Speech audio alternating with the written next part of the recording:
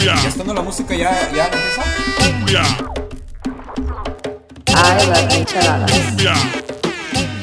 Hey everybody, what's up? This is I Love Micheladas show. We have with us Alan from A's Barbecue. What's up, dude? What's up, man? Hey, thanks for coming on, first of all, man. Thank you for having me. Thanks for not barbecuing my dog real quick. Yo, you brought some brisket over. Hey, thank you so much. Yeah, of course, man. I was able to stash that away from my last sale, so I figured to bring it over. You see, you popped up Saturday. You popped up at your house. Yeah, that's an underground East LA scene that you don't know about. That underground barbecue scene, man. That's what, we kind of do it kind of like that old school party line. Yeah. Old school party line, yeah. Exactly. But this is a party, it's not a party line, it's a barbecue line. It's a barbecue line. Like you call up and you just wait and you hear people like, hey, what's up, man? It's Little SA. I got a barbecue on my house. Yep, exactly. Barbecue line. Well, dude, I know you told me earlier you like savory. So, first of all, let's have a drink of this beer. We got Blaker Brewing from Central Valley, Blondell, Honey Babies. Let's pop up. That's what I call chocolate, my honey baby. Cheers. Cheers, man. Try the beer by itself. Yeah. It's pretty good. It's like nice and light. That's right. And now, ta-da, we're gonna make it a michelada. Our savory red mix. This is our OG mix, our Oaxacan flavors. Oh, is that what it's actually inspired by? So that's our original one. That's the one we've always sold at the restaurant, forever and ever. That's just the Oaxacan. That's not. When you go to Oaxaca and you order michelada, that's like as close to what you're gonna get. Oh, really? It's more savory, more sauces, less tomato. Cheers. Cheers, man.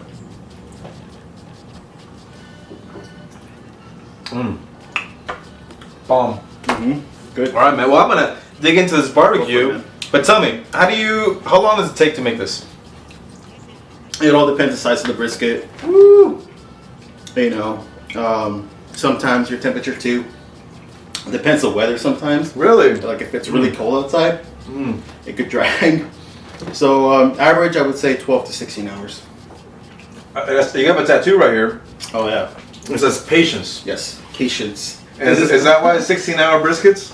No, I mean I got it a really long time ago, but I think this just happens to apply to this. Like if you go to open up the barbecue early, you're like, shit. Exactly. You gotta wait, man. You gotta wait. How did you get into barbecue?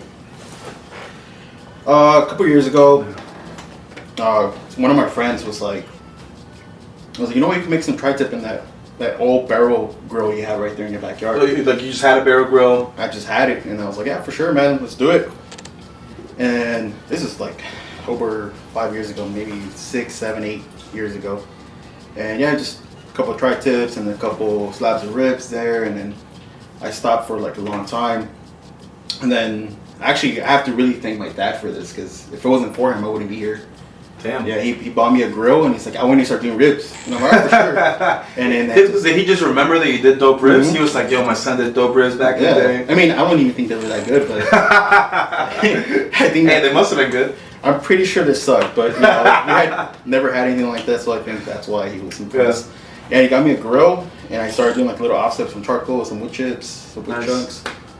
And then I think the moment I did my first rack of ribs on that grill, like I had all these ideas started flowing to my head. I was like, what if I start incorporating like Mexican flavors into this? And then it just kept evolving. I started making my own barbecue sauces. And then I remember kind of pitching it to my dad, and I'm like, hey, you know what? Like, I don't have no more space in this little grill. Can you buy me a smoker? Buy me a little backyard smoker, and did my first brisket, a couple of beef ribs, and just fell in love, man. Fell in love with the process. Damn. And then just ever since then, just constantly developing new recipes and just ways of doing things. How would you?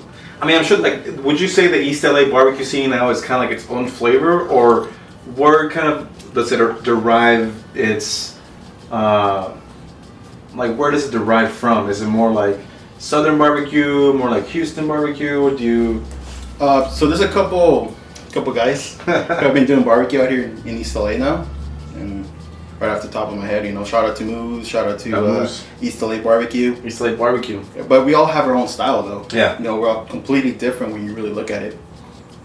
My sense of style, I like to think about it as I call it Chicano barbecue. Chicano barbecue, I like that. Because it's like infusing flavors that, like American, well, actually it's more like American flavors and Mexican flavors all together, Yeah. Like when you think Chicano already, you think of that's what you are. That's what you are. You're a hybrid. Yeah, you're the keen, yeah, you know. So that's how I kind of like to think of my food, like, you know. What are the Mexican flavors that you're incorporating into it? I do my own version of cochinita pibil. Okay. So that's our pulled pork, you know. So it's like a combination between pulled pork, cochinita pibil. That's East LA. Yeah, I grew up eating that dish, even though my parents aren't from Yucatan. Yeah. But I just grew up eating it, and I fell in love with it, and I had to incorporate it to my menu. Damn. I'm a big piloncillo lover. Like, I love piloncillo. I love the flavor that it brings. So we make a piloncillo pork belly. We make piloncillo baby backs. No way. So essentially, like when you eat the baby back, the rub is very Texas style. Like, it's a lot of pepper. You know, very thick on the pepper.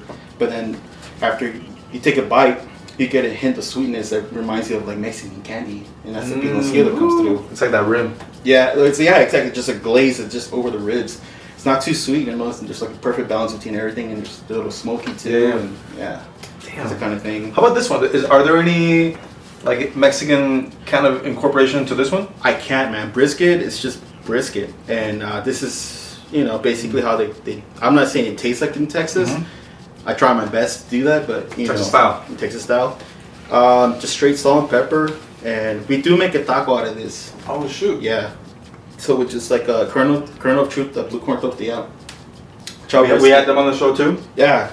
Shout out to Rick, making some of the best tortillas and coming out of Boyle Heights right now. So chopped brisket. We do a little queso sauce that I do. I do a queso sauce, mole barbecue sauce, and pickle onions and jalapenos. Man. Hey, where can I try this?